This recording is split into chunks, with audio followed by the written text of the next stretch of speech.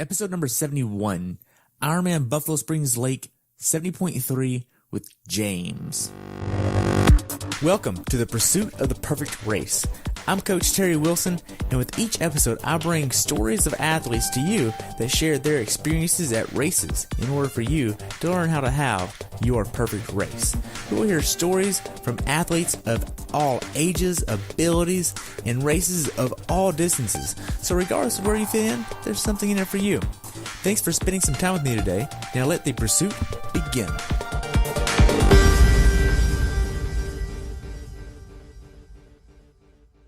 Hello everyone, and welcome back to the pursuit of the perfect race. Today I have the pleasure of talking with my friend James Rahbany about his recent race at Ironman Buffalo Springs Lake 70.3 in Lubbock, Texas. This race took place on June 24th, 2018, and he had a time of 6 hours, 48 minutes, 54 seconds. James has been doing triathlons now for 10 years and has been coaching for 6.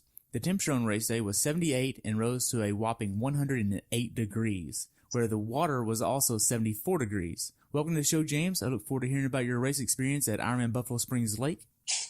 Thank you, Terry, very much for having me. Awesome. I look forward to it, and I enjoy hearing from people I know. It's really great. Yeah, this is awesome. So what made you want to do this race? It was free, actually. I got a free entry through FTC's partnership with Mike Greer and Buffalo Springs. So free entry to race, I couldn't turn it down. Wow. So how was your training going into this race? So training, really for me this year has been a build year. My long-term goal is Kona. And as a coach, I know that that's important at this point, and that's 2, 3, 4 years down the road. And so from January till now, it's really just been one big build with no specific A race. Okay. So you're being self-coached. How was your plan going into this race? So planning really was about the bike. I've been focused on the bike for 5 months. A lot of work on Zwift, indoors, finally getting outside again. And so my goal at the race was to hit power numbers on the bike, have a steady bike throughout however long it took, and really just leave it at that. And that was the plan. Okay. So how many hours did you have your training max out at going into this race? Looking back, I think I saw a week where I had 10 hours as my max. It was 3 or 4 weeks ago. Yeah. Okay. So what was your longest swim, bike, and runs? Well, I guess if you count Ironman Texas in April, then that would have been my longest swim, bike, run, which was 2 months ago. But these last 2 months, kind of off of Texas and recovering again and then building again towards this race, my longest bike was 60 miles, Collin Classic. It was 7 days before the race. My longest run was 4 miles, and my longest swim was 1,700 yards, I think. Okay. So really focus on the bike more than the swim and the run. Yeah, a lot of focus on the bike. Okay. So your longest run, you said 4 miles. Yep. That was it. That was it. And that was off of a bike. That was off of an hour bike that I did indoors, off of a pretty significant effort bike. But yeah, 4 miles, and it was more of a moderate effort, not even an interval or sprint effort, just a moderate. Okay. Now, did you do a lot of bricks in training, or were you running off the bike? I actually only bricked in the last 2 months twice. And those were a 3 and a 4 mile run each. And then actually previously, January through April, I had done 2 other bricks of about a 50 mile bike and a 7 to 8 mile run. So okay. I've done about 5 bricks this year, excluding Ironman Texas and Buffalo Springs. Wow. Now, do you do strength training in your training plan? Yes. Strength training. The last 2 months, that has been cut down to once a week. I was doing twice a week, January through April, but once a week the last 2 months, simply because I was trying to recover again from Texas in April, and May was a lot of recovery other than the bike. Bike was just work, and I was really letting my body rest otherwise. Okay. Now, what kind of nutrition were you using? Yeah, so during this race, and what I've been doing for the last year is UCAN. For me, UCAN's worked. Now, I know for me, if I drink too much, it can cause bloating and other issues, but UCAN is where I focus on this race. Okay. And are you doing the fat adaptation, or are you doing just supplementing it in there? It is all UCAN. That's all I use for race day. And actually, at this race, I did take in a few sips of the Gatorade they had on course on the bike, and then on the run, a few cups, just to make sure I was the weather and the conditions were a little rough. and it was extremely hot. And so I knew I may need a little bit more calorie intake. You're using UCAN and you're doing the fat adaptation with that. Are you using fat bombs during the races that are longer, like Ironman Texas? Explain that real quick. What is it? Yeah. So I heard in an earlier episode I did with Morgan Lattimore where his nutritionist had him use just like avocado with some bacon on it, get a bunch of fat in all at once, and then spike that fat with a banana and really burn it that way. Are you using anything like that? No, I'm really leading into the race with my nutrition fine-tuned to in such a way that I'm not putting a lot of carbs, and I'm actually not putting hardly any sugar at all. The only carbs I'd be taking in are vegetable or nuts and seeds. And so I've felt in training at least, and then on race day, that what I can do 3 to 4 days prior be so well for race day to really not need much for that fat adaptation. It's really cool. Okay. Now, whenever you're doing all of your training, how much of your training was outside versus inside? Yeah, I mean, like, January through April, I mean, we had, 3 or 4 weeks worth of potential outdoor training with cold and rain and everything else. So I'd say 80% of it up to that point was, maybe 90% was indoor, then try to get outside for some runs. And then the last 2 months, I've gotten at least one bike a week outdoors, and the rest 4 days a week has been inside, and runs maybe once a week outside too. Yeah. Wow. So whenever you're going outside, are you using a road ID? No road ID used. I've never used that. I should get one. Yes, you should. Now, in regards to your training, what workouts did you complete that gave you the confidence to go into this race mentally and physically prepared? That's such a hard question, because being prepared for something, I guess to me implies that I was ready to treat this like an A race, where I was going to swim my best, bike my best, run my best. And that wasn't my mentality coming in. My mentality was I need to have my best bike possible. And I didn't care where I crashed on the run. I knew I was going to crash. I didn't know where. I assumed it'd be around that 4 mile mark, and it was. And so I had the best race possible. And really the workouts that did that were the indoor Zwift bikes, 2 and 3 hour bikes. Colin Classic a week before, doing 60 miles at 21 miles an hour. That was a PR for me. And so I knew that at least my legs were ready to do something significant. Okay. Now, were there any days where you just mentally didn't want to train? I've been very motivated this year, and partly because of ACL surgery in 2016 and a terrible year that year. And then I had mono and was sick from August through December of 2017, and I didn't train at all from August to December. And so coming into January, I was just finally just ready. I was ready to train hard. I was ready to be fast again. And so I felt very motivated the last 6 months. Okay. Now, when you're not training, I know you have a family, you have a little one, and you're also coaching. What else are you doing with your life? Right now it's a simple place in life. It's day to day. My 2 boys, my wife, she works part-time, and I spend time. I play guitar with them. We play a lot. We play golf together. One of the boys in soccer. And so we started soccer this summer, and I tend to do a lot of yard work or small things outside and around the house. We're with friends. We go to parks a lot, which I wish there were more parks in the area, but that's also great. And just really a lot of time relaxing with my family. That's the key. It's for me. Okay. So how big of an issue is life, work, and training? How that balance there? Being a coach makes it so much easier to train and balance life, because all of my athletes and training plans and everything I do is in the morning and the evening. And so and then my wife works during the day, and the kids are daycare, or sometimes they're just home with my mom or us. And so I train during the day, and I have as much time as I need any given day. Okay. Now, going into this race, did you make any sacrifices that you kind of regretted, like whether it be like missing anything for the kids or missing dates with the wife? Did you have anything like that? Nothing like that. And that's what makes me happy, that I can say that after a race like this. That's good. What was your taper like going into this race?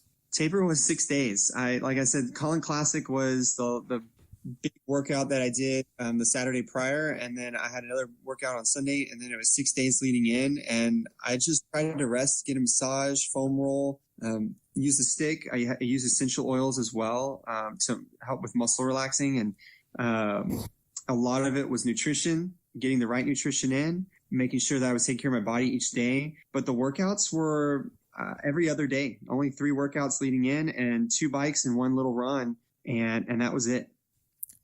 Okay. What was your mindset going into this race? Mindset, I was positive, excited, glad to get out and race again.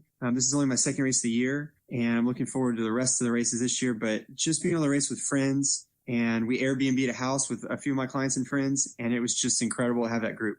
Okay. When did you actually start traveling to the race venue? Yeah, we carpooled on Friday. We left after lunch on Friday, got there in the evening, and settled in. Okay. Now, did you just put the bike on the back of your car, or did y'all use somebody? What did that look like? Yeah, one of my good friends, Mike Scotty, who did the race too. He has a truck in his truck bed. He has those Thule racks where you can take off the front wheel and put the fork in, and it's just set up in the bed. I think that's such a cool rack for trucks. It's incredible. That's great, and it's not like hanging off the back or anything either. Right? Yeah, it's safe. It's locked in. It's good. Wow.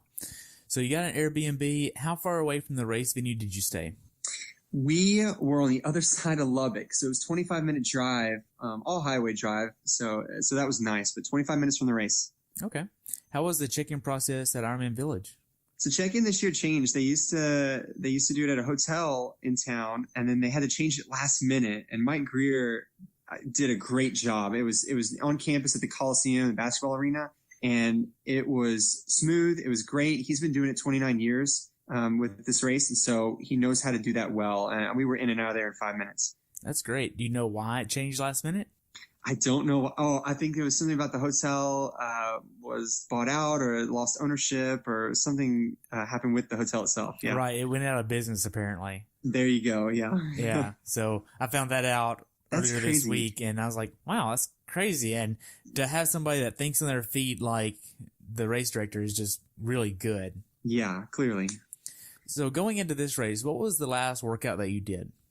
The last workout I did was on Saturday. We all got out to the lake, to the swim start, and we had just a swim. Kind of got to see the first few buoys, swam about 1,000 yards of the course, and it was just a perfect workout pre-race. Now, once you got there, did you have any issues with the bike? No issues with the bike. That's the best part about that rack is you put on the front wheel and you're good to go. And so I always make sure though I let out a lot of air in the tires when we're traveling, probably half the air, just because I know we're traveling and morning or evening pressure change, temperature change. And so I was like, I don't want anything to pop on the way there. Right. And I've also told anybody that has a bike rack that has where its wheels down on like a surface and not hanging off the frame, to let air out, because if you hit a hard bump and you have really high air pressure, it'll pop a spoke, and you don't want that to happen. Oh, yeah, that's so true. I never even thought about that, but that is so true. Yes, another reason to let out air. Yes. Now, do you have a certain meal that you like to get the night before a race? I recommend this to people. I love greens, a good side of greens with nuts and maybe some sauteed vegetables and a meat. And the meat's usually fish or chicken because it's lighter. And so what I had was spinach mix with some cheese, some cashews, and some baked chicken and salt and pepper. That was it. We didn't have any olive oil at the Airbnb, but what I would have put olive oil on it as well, maybe some lemon. But it's light. It kind of runs through you, cleans you out that night for the next morning. And it's very filling with all the fat and protein. And so you sleep well. Okay. Now, you go to bed the night before the race. What time are you trying to get in bed? Got in bed about 9:30. I knew I was going to get up at 3:30, so we needed to leave by 4:30. So that is a pretty quick turnaround, being able to have to drive 30 minutes, but 6 hours of sleep was enough. Okay. Now, you get up the morning of the race. Walk me through your race day morning ritual before you leave your Airbnb. I'm not going to go through the whole ritual. Some of it, but that's what the fiber's for the night before. See, that's what. But so for me, I already have everything set out the night before. Everything's already in my transition bag in the order that I want to take it out and set up transition. And so that's all there. Now, one thing I've started doing the last few years is I will spray down my entire body before I put my kit on with sunscreen and tri-slide. And tri-slide not all over, but and pretty much everywhere, just because I don't want chafing and I don't want to get burned. I've seen so many people get burned through their tri-kits. Really? And yes, and it depends on the kit you get. I mean, mine's Waddy Ink, and it's pretty thick, but I just always want to make sure. I heard a lot of people at Boulder got burned through their kits. Wow. And had a lot of issues. So that's one thing that I've changed over the years, but it's breakfast. My smoothie, my that's really it. Smoothie and maybe a banana, and I keep it simple. Okay. Do you do coffee the morning of the race? No, I'm not a coffee drinker. I actually don't drink caffeine except for occasional Dr. Pepper, but I don't drink coffee at all. Okay. Now, whenever you started going to the race venue, this is a unique 70.3 because you actually have to bring your bike the morning of. They don't let you check it the day before. Yeah. And you have to park in a field that's on the top of the hill. If I'm remembering right, you can correct me if I'm wrong, but you only have one way in and one way out of this, like, canyon, I guess it would be, like just I don't know, a crater basically. Yeah. And did you hit any traffic on the way there? We actually planned for that, and we're worried that we were going to be in a long line getting into that one, because you're right, it's only one road in around the outside of that lake, and you come in and you park in that parking lot. But it was so smooth. Everybody, all the volunteers kept it moving, and so we left at 4:30 from the house. Got there actually early at 4:50, and we were in the parking lot at 5. We thought we'd be there at 5:30, so we actually sat in the parking lot for 30 minutes.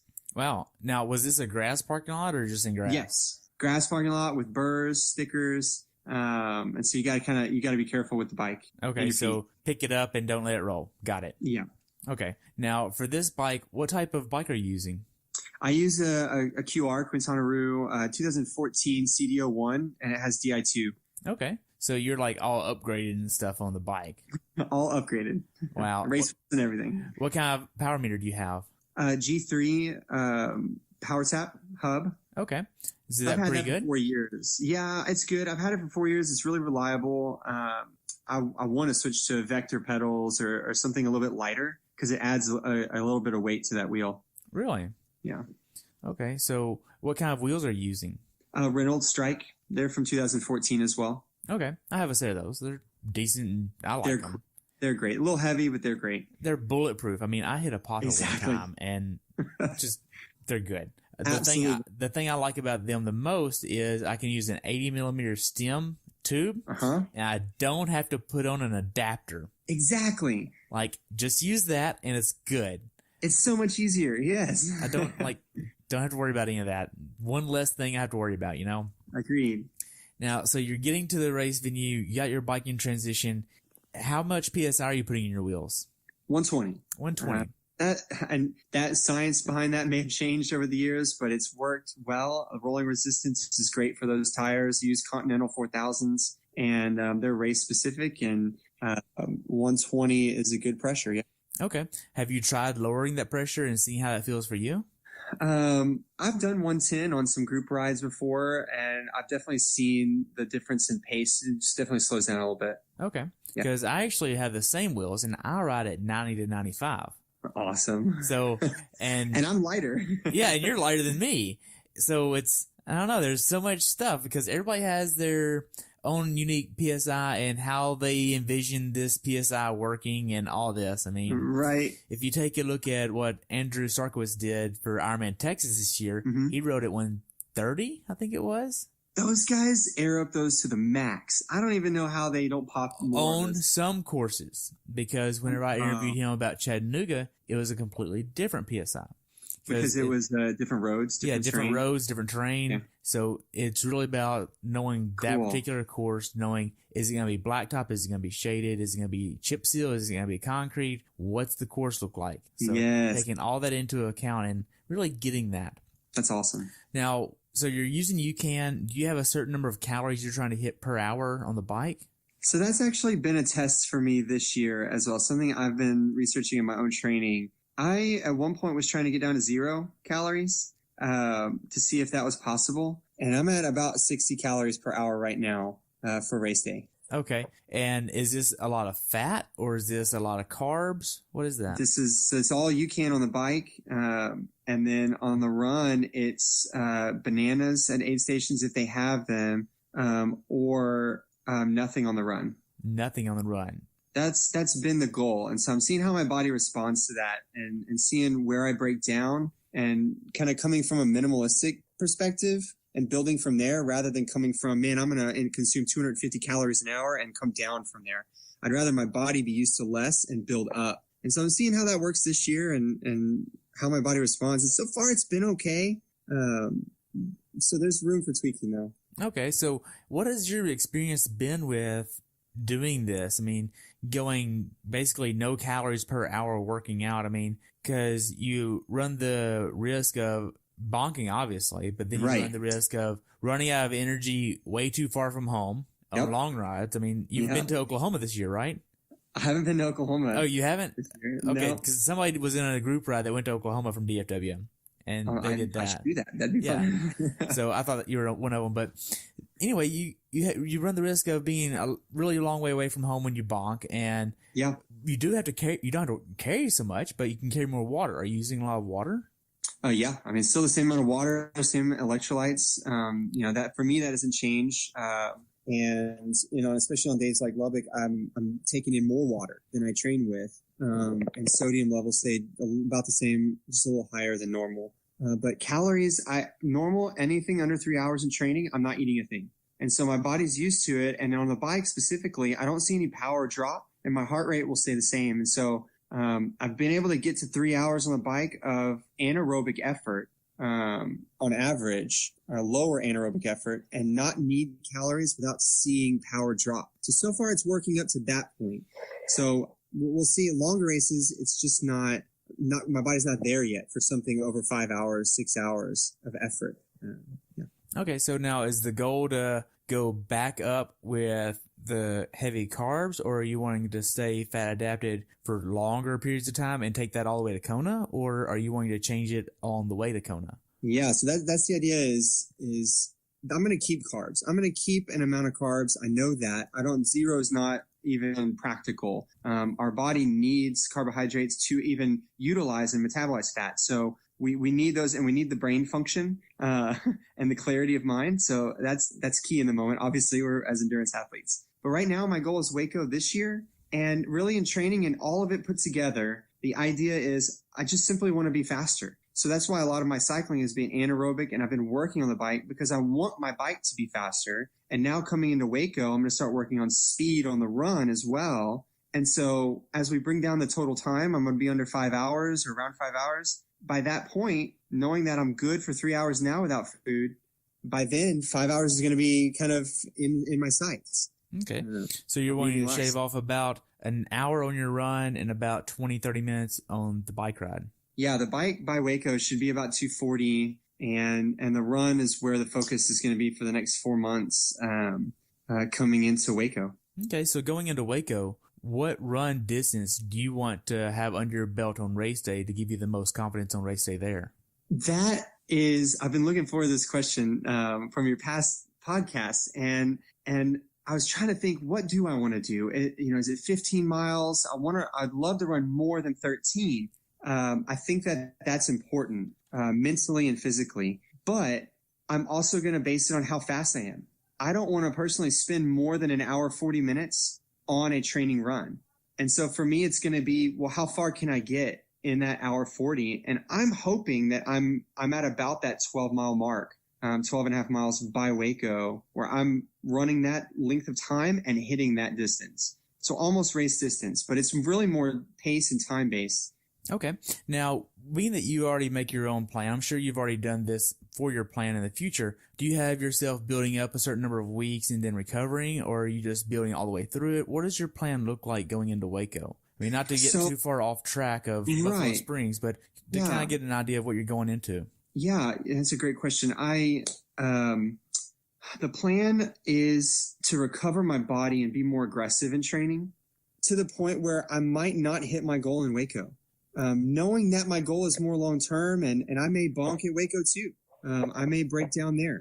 And the plan is to not have a whole week off, but to give myself 24, 48 hours to recover from any specific workout, any one given workout, but try to string together more days of significant anaerobic. It's a mix, like, aerobic, anaerobic efforts, but some just interval training on the bike and the run and brick work, and see where my body breaks down. I really never pushed that ceiling. And so I really want to see, without getting injured, of course, and that's where the daily maintenance comes in.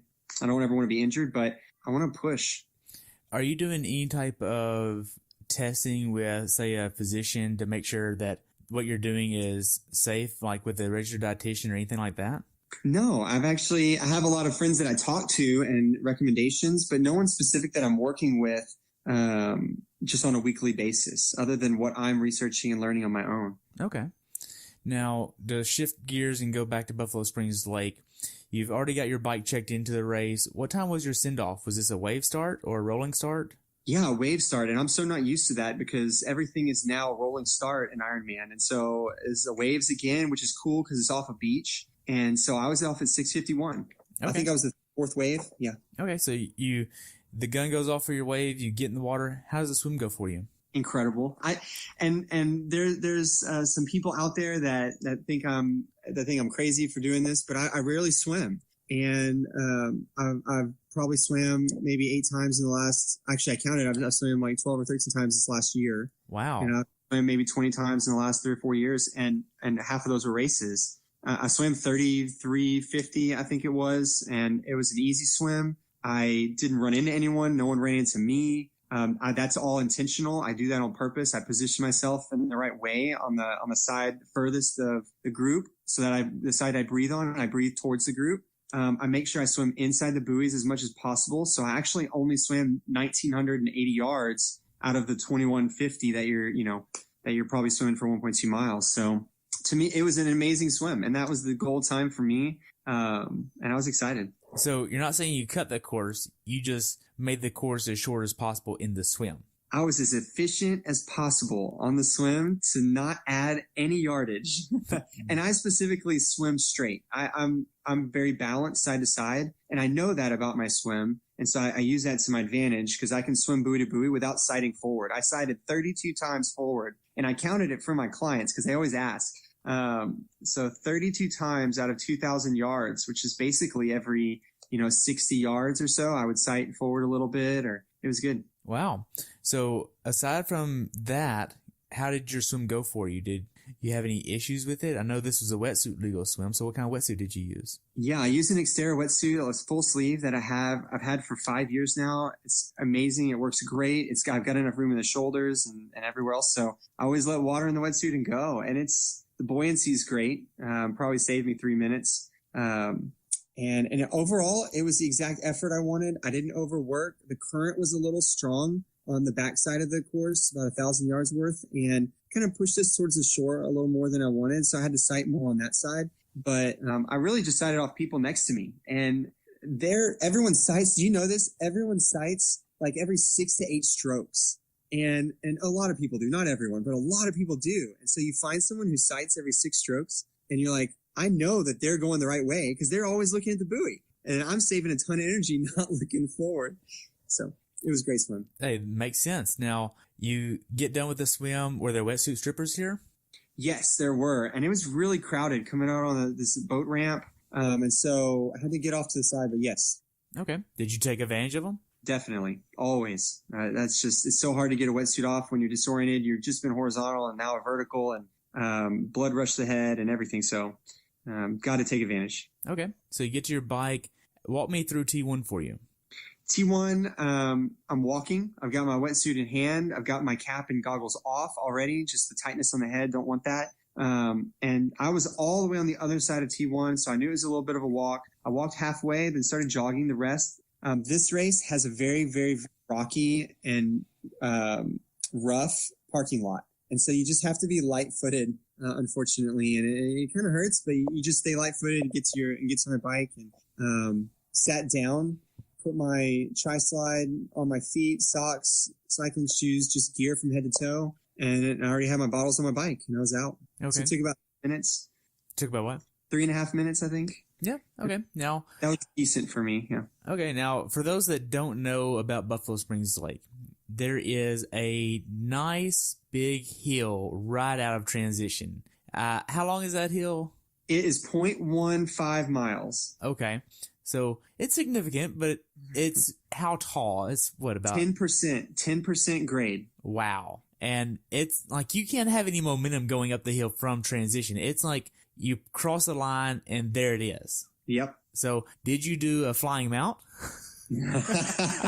See, and you know, most races I would have my shoes on my bike and I would go off, but because of maybe it goes hand in hand because of the rockiness of the transition area, I wanted my shoes on because I didn't want to walk any extra and bruise my feet or anything. So I crossed the line, clip in, and it was probably 200 yards to that hill, and people are out of the saddle and people are side to side, and the last thing I want to do is spike my heart rate out of the swim. You know, I've got this long bike, and so I was in the saddle in my small chain ring with a few gears to play with if I needed, and just stayed in the saddle and took my time. I just knew there was no reason to rush up this hill, especially since there was a downhill and then another hill it's 8% grade, you know, a quarter mile down the road out of the second one. And so it was in the saddle, easy gearing, and just take my time up. And for me, that's about 190, 200 watts up a hill. That's taking it easy up a hill for me. Okay. Now, what cassette are you using? Let's see. It's a 1225, and it's Shimano. Okay. Yeah. So Integra. You were in the easy chain ring, so you had a 25 there. Did that feel easy enough for you? Yep. That's what I train with. That's what I know well. I could probably use a 27 on a course like that, but knowing Texas, just in general, where we live, I wasn't going to change cassette because I also wasn't competing for a top spot. If I had been competing for a top spot, yes, change cassette. Let's make it easier up and down hills. Okay. Now, you get out on the bike course. How does the first few miles go for you? Coming out of it's a south wind, and we're basically heading west and then north and then east the first 8 miles. And after you get past those hills, it's all flat for the rest of the 8 miles. Crosswind, tailwind, crosswind, and it felt great. I was averaging 22, 23 when I was with the kind of tailwind, crosswind, and that's what I was hoping for. And so it really felt good in the legs, felt good in the heart rate. Everything was under control. Okay. So whenever you get out of the reservoir, I guess you could call it reservoir, it's pretty much flat, right? Yeah. Okay. So is that whenever you just got an arrow and just went after it at that point?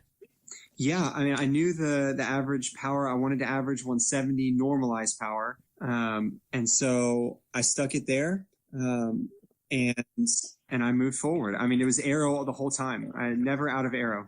Okay. Now, with the hills, did you have a certain way you wanted to attack the hills, or if it was in progression of a rolling hill from one to another? How was your strategy to attack hills? So knowing that course, I've been out there. It was my first half Ironman 8 years ago. I knew that we still had 5 other climbs and that they weren't significant grades like the first 2. They were 5, 4, 6%. And I knew that I could control my power up and down, just like that first hill, 200 watts. And that's really where I kept it for all the climbs, was around that 190, 200 watts, because I knew that I was going to make it up with the wind and then downhill again and be really aggressive in other places. Okay. And so it was sticking at a wattage. Okay. What percentage of your FTP would that be? My FTP right now is 230. And so I was being very conservative on keeping my wattage in check, up climbs, and then even into the wind, being conservative, where normally I might on a shorter ride be more aggressive and go 250, 300 watts up a hill, maybe in an Olympic distance to attack. Yeah. Okay. Now, did you have a arrow helmet that you were using for this race, or did it really matter? Yeah, I mean, I have the Road Arrow helmet, the Giro Road Arrow with the magnetic visor. Okay. The reason I asked that is it's so hot on race day, and you knew it was going to get to that hot. Did having a certain helmet play into effect, or did you just go after 100% arrow? This is a helmet that I use now for all of training and for racing. And so I know it personally, I'm not in a place right now to put the Aero helmet as a top priority. I did switch from a specialized road helmet to this road Aero helmet because I knew that it would be more beneficial. And I also wanted to stop wearing sunglasses, and I wanted to just have a visor just for ease of use. So it's very good at cooling. And so it's a helmet I love. Okay. Now, I know I mentioned the strategy for the heels, but overall for the bike ride, were you wanting to hit a certain normalized power or have a certain strategy of what your cadence was going to be or anything like that? Yeah. So my cadence is 85, and that's actually switched from 90 recently. I found that 85, I'm able to sustain better with better turnover rather than 90 being a little too quick. And as far as power, 170 was the number. On Ironman Texas, I averaged 130 normalized for the 112, and that was 18.5 miles an hour on very flat, very fast roads with very little wind. And then this is a tougher terrain. It's chip seal. There's some climbing. There's this, but really, it was more about keeping a sustained power, like being on a flat road the whole time. And so the goal was hill, no hill, downhill. Even downhills, I was sustaining 150 to 170 watts. There was one descent that I did not, and that was the hairpin descent at mile 18, 19. Okay. Now, looking at your data afterwards, were you wanting to hit like a certain VI index for this, or were you wanting to just look at 3-second power or an average power for the course? What were you wanting to hit there? Yeah, so looking at the file after is great because then I'm able to see where I was able to sustain to over averages. And so I tend to look at 10 to 20 minute averages because sometimes the course just, you do things differently when you get out there on the course. And so sometimes it drops or it goes up in different places on the course because of people or because of a situation or an aid station. But in general, a 20-minute average is great. And you can see if you've been dropping or if you've held and sustained a power. And so that's what I did. Okay. How are the quality of the roads here? The quality of the roads, I'd say it's somewhere in the middle. It wasn't, like 75 Dallas feeder roads where it's smooth concrete, but it also wasn't terrible chip seal. Like if you're riding out to Pilot Point and you can't even, you're bumping so much that your arms are going numb. It wasn't that. So it's like, it was just worn chip seal. Like clearly there's been enough cars that there was a good path of 24 inches on every road that was generally pretty smooth, but still chip seal. Okay. As far as the bike goes, is there anything that you would like to tell someone to be aware of that hasn't done this course before? Take advantage of the tailwind. I just saw so many people that I was passing when we had this 8-mile stretch of tailwind. And I honestly looked like I shouldn't have been passing them based on how they looked or their bike. And I was averaging 33 miles an hour for that 8-mile stretch. And I just knew I had to make up time because the 30-mile-an-hour headwind was just insane. It was so much mentally to handle, and our speed was down 9, 10, 11, 12 miles an hour that you just have to make it up, and don't be scared to make it up and push the wattage that you need to push or the heart rate you need to push. Everything else was pretty simple out and back, and the climbs are pretty simple, just not to get overwhelmed by them. You just take your time. That's the key. You just take your time unless you're racing. Okay.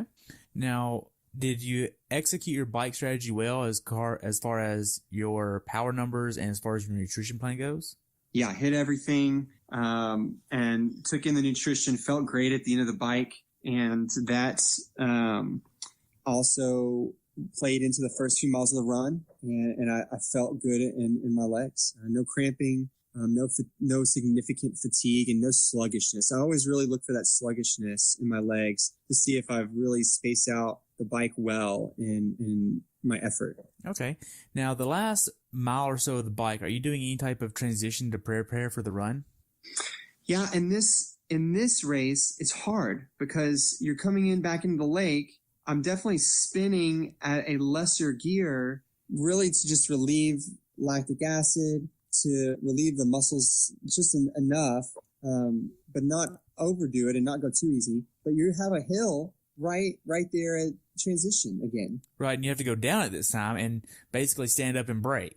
You're braking, and even on the other side, going up that hill and then going down, it's a lot of work at the end of 56 miles. And again, it's kind of that you want to get into transition quickly, but you need to take your time up that hill. And so it's a mental game you play with yourself. You're already you're fatigued, but you got to take your time. And that's hard to do at the end of a bike ride after 56 miles in the wind. Right. How did T2 go for you? T2, let's see if I remember. So coming in, felt good, got to my spot, which was closer now to the mount line, and really just took my time again, made sure that I got the tri-slide on my feet. I knew I'd hit the bike that I wanted, and I had the swim that I wanted. And so my day was pretty much done at that point. In my mind, as far as the strategy went and the plan, it was just, okay, go have fun on the run, smile, see some people, and grit through the pain when it starts to hurt and when I know I'm going to bonk. Okay. Now, you mentioned putting tri-slide on your feet twice, one in T1 and T2. Did you change socks? I actually didn't change socks this time. I just took the socks off that I had on because they weren't wet from the bike, sprayed, and then put those back on and run shoes on. Okay. What's the thinking behind that? No specific. Actually, at Ironman Texas, I had a fresh pair of socks that I used. I just didn't bring an extra pair of socks for the race, and that was it. Yeah. Okay. So were you wanting to use another pair of socks, or was that the plan all along? That's a good question. I really never even thought about it. I just brought one pair of race socks, and that's I don't even have a reason for why I did that this race. Yeah. Okay. Just figured I'd ask. I mean, that's great. Okay. So you get out onto the run. What was your run strategy? Just hold on? Yeah, run strategy, I knew I could hold 9:30s, 10s, even 9s while running. I was going to run aid station until my legs said no more. And at 5.5 miles, my legs said no more. And that was it. And I look back at my times, and it was, with the walking, I was averaging 10:30s, 10:40, 10:20. And then it was 13 minutes, 14 minutes, 13s, 14s. So then after that point, I knew 8 miles left or 7.5 miles left. It was all about what strategy is going to work now, and what do I need to do mentally to stay in this and not check out early, because that wasn't going to be my best. And I knew that. And right before I left for Lubbock, my 4-year-old said, "Daddy, just do your best." And if there was ever better advice, that was it. That there couldn't be better advice than from a 4-year-old. Just do your best. And I knew my best was better than just walking, even if I was bonked or even if I was just out of it physically. And so I created a new strategy, run the downs, try to run as much of the flats as possible, walk the up. And luckily this course had a lot of opportunity for that. There's just a lot of little ups and downs around that lake. And then there was a major hill that was about a 1/4 mile long that I just had to walk. And so I knew that was a strategy. I stuck to it. I used other people around me that passed me or that were walking with me for a little bit. And that helps a ton mentally, and really gutted it out. Great. Now, how much of this run course was open sun with no shade? 80%, 85% even. The shade was talked about way too much, as if there was more shade than there was. And there was the shade was just tree limbs overhanging the road at certain times, maybe every 20 feet, that you just got to walk through for 2 seconds or run through for 3 seconds. That was the shade. There was no persistent shade. The quote unquote shade. Quote unquote shade. And it was not even close to enough because the sun was still peeking through the shade. And I mean, we were in the sun at least 90% of the time. It was a lot of sun. What was it like being on the course in 108 degrees? It was hot. It was debilitating. It was physically draining to feel the heat from the ground, radiating up, and then feel the sun beating down from the top. And mentally, it just wears. It just wears on you, knowing that that's the case, and you feel your body breaking down slowly from that. Wow. Now, whenever you got to the last few miles, how did that go for you? The last few miles were thoughts of, why do I do this to myself? Having done this for years, it's funny now thinking back just a few days ago, thinking, why do I still have those thoughts? It's not that I'm actually questioning that. It's just funny to watch my mind go there. And interesting how even of all the knowledge I have in triathlon, my mind still goes to these potentially negative and defeating thoughts that you just have to battle with and move past and find the positive. And so it was, why did I choose this race? Why do I do this? Why don't I just walk? Why don't I give up? What am I trying to prove? Thoughts like that, but needing to just say, it's not about those thoughts. It's, I need to continue to follow a plan and stick to a strategy, because that's what gets you to the finish. Whenever you're so beat down from a difficult day. Okay. How was the support on the run course? Amazing. Great support. 7 aid stations per 6.5 mile loop. And a lot of people that lived around the lake, water hoses spraying us. Just a lot of great encouragement. That's good. Now, you're not the first person I've heard on here talk about calling an audible as far as race strategy during the race. And I feel like that's something as a coach to really prepare athletes for, especially if it's going to be a hot day, like 108 degrees, if it's on the forecast, and knowing, hey, look, here's the best race day plan. And then, hey, here's a plan B and a plan C. Like, here's what you're going to do if this happens. And then if this happens, you're just going to go right here. And I feel like it's really, really important for athletes to really give themselves some grace on hard race days and not be so hard on themselves, because if your ego is getting in the way on a day like Buffalo Springs Lake, where it's 108, you could really hurt yourself. You could potentially end up in the hospital because your mind is pushing you so hard and you're not really understanding, hey, look, this is 108 degrees outside. We're in the sun 80% of the run. You're out here doing essentially a 6.5 to 8 hour workout. Yeah. And you're just really killing yourself. You're like, and if you don't hydrate right, your nutrition plan isn't on par, it could be a really bad day. And so I say all that to say, having an audible where you go, okay, look, that was a good plan, but now then it needs to change. Yeah. Like having that is something really valuable, I think. Agreed. Definitely. What was the funniest thing that you saw on the race course? God, funny things. Oh, that's a great question. I can't think of anything right now. Funny things that happen. I always have something funny that happens, but nothing comes to mind right now. I'm sure there was something that made me laugh, made me smile. I know I did a few times, and you always need that. All right. I can't think of it right now. Yeah. To backtrack a little bit, did you see any flats on the bike course? Surprisingly, maybe one. Really? Actually, I really only remember seeing one guy on the side of the road. Maybe two. I'm maybe picturing it, but one, yeah. Okay.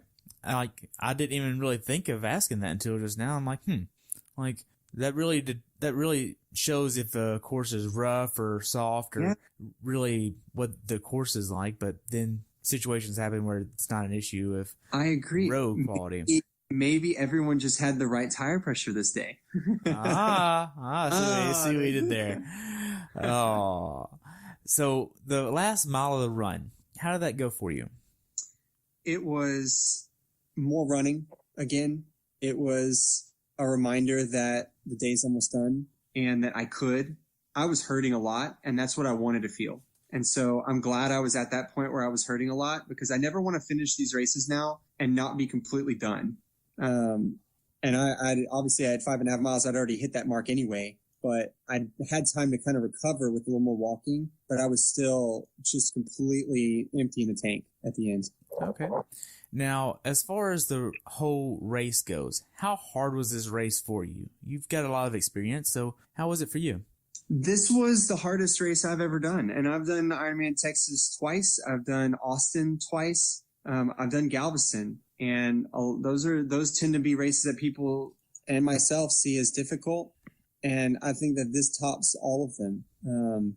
Even an Olympic of, 2 hours and 20 or 30 minutes of max heart rate, I think was going to be a more fun day, or not an easier day necessarily, but a more fun experience than this. Fun is maybe not even the best word. I think this is still fun. I love this stuff. I love racing, despite hurting and getting to some pretty negative places at times in your mind. But You learn a lot about yourself. I learned a ton about myself again and what to move forward with. But I think this was the toughest day, weather-wise, that I've ever faced in an event. Wow. So tell me about the last 800 meters of the run. Smiling, trying to smile, trying to pick myself up, but just jogging as slowly as I could into the finish. And people had started to thin out a little bit. You know, they saw their friends maybe come in, or they saw the top guys, and they were maybe trying to beat the heat and in their cars. I don't know, but you know, there weren't a ton of people left standing out there. The med tents though were full whenever I got in, and I took full advantage of that. Right. Now, you weren't sprinting towards the finish line. You were just... No, and like I said, I'm actually glad I wasn't able to. I wouldn't even have been able to. I don't think my legs could have even moved. No, I know my legs couldn't have moved any more than they were. That was it. That's all I had. Okay. Now, after you crossed the finish line, what'd you do next? Well, it's a funny thing. I actually got my medal, got some water, found a client of mine who had finished... Maybe he just after me, actually. I waited for him just after me, and I went and sat on the beach area, the swim start, and I took a nap. I was so out of it, and I've never done that. I probably took a 15, 20-minute nap just laying there on the beach in the shade, got up, tried to stand up, and really was disoriented and lightheaded, and so kind of made my way over to the med tent, sat down, got some cold towels, and eventually they gave me an IV of fluids, and I tell you what, whether I needed it or not, or could have recovered, 10 minutes later, I felt like I could have done the race again. That was amazing. Wow. Now, looking back on it, how well prepared for this race do you think you were? When I look at the race, kind of going back to the race plan and and what I was looking to get out of the race, being the bike, a great bike, and then just generally having a good swim and seeing how far I can make the run.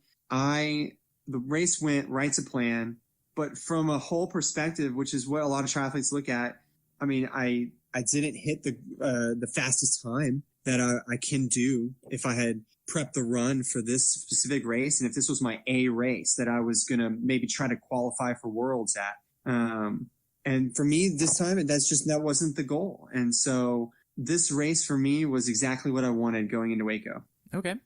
Now, what's something that you learned from this race that you'd like to pass on to someone who hasn't done this race before? Having done this race twice and having moved a lot of people across the finish line in this race over the years, it's really the same thing. Weather isn't as big a factor as we make it in our minds. Yes, it makes the day more difficult, but there are things that you can do tangibly to offset that and create the best day possible.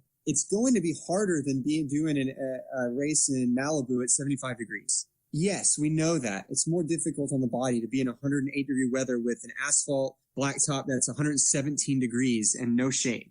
Wind, 30 miles an hour, 40-mile-an-hour gusts with no protection at all, just fields.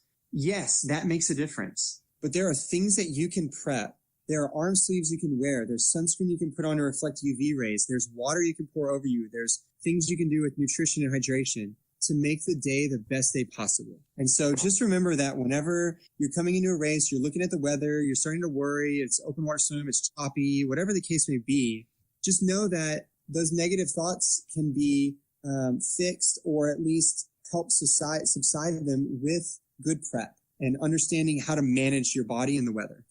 Okay. Now, for first-timers that are doing this race, what advice would you give them? First-timers doing this race, I think it's the same for any Ironman. If it's your first time, 56 is going to be the same no matter what terrain it is, no matter what weather it is. 13 is going to be the same. My advice would be to have a coach like Terry, like myself, that understands these races, understands how to get you from 6 months out to race day in the right way to physically and mentally prep you for these races.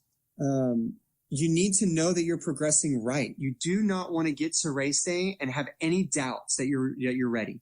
And that's where we come in our profession, is we're going to take away those doubts and give you hard facts to stand on race day. I mean, I'm a Christian. The Bible says that hoping in Jesus is like standing on rocks rather than on sand that shifts. And so I guess a similar way to put it is having a plan and a coach and a method is like standing on rocks rather than being on sand that you're unsure about.